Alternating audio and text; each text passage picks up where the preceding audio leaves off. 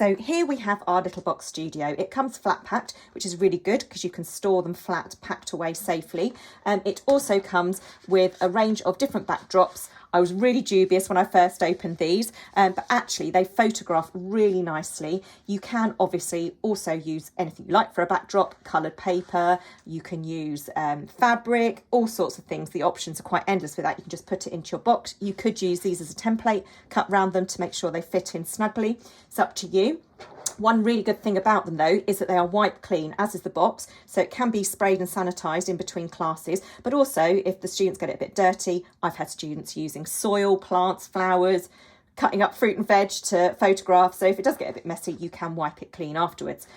Inside, this particular one has 2 rows of lights. I would steer clear of the cheaper versions that have 1 row of lights because they tend to create funny shadows in the back of the box.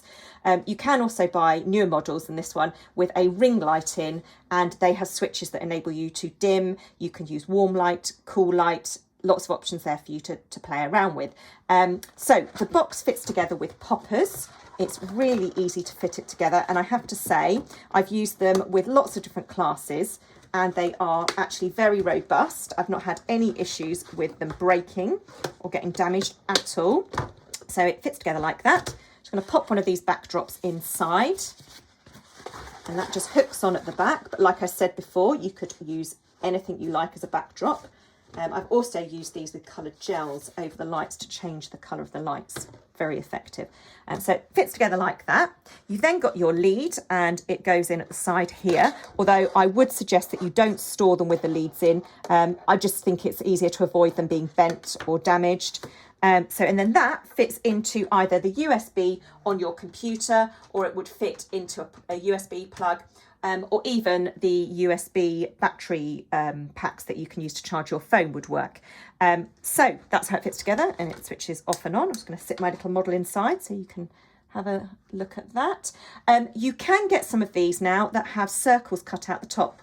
So alongside having taken your shots from sort of this angle, moving your object around, you can actually lift a flap up and take aerial view pictures. You can also buy these larger scale. They are a bit more expensive, but I thought they'd be really useful for taking really good quality pictures of sketchbooks. You know, you can lift the flap up at the top, put your book underneath, take your image. So for value for money, these have been fantastic. They've really sort of changed the way we've been taking images in one of our projects. So really good value for money, easy to use, very effective, and I definitely recommend them.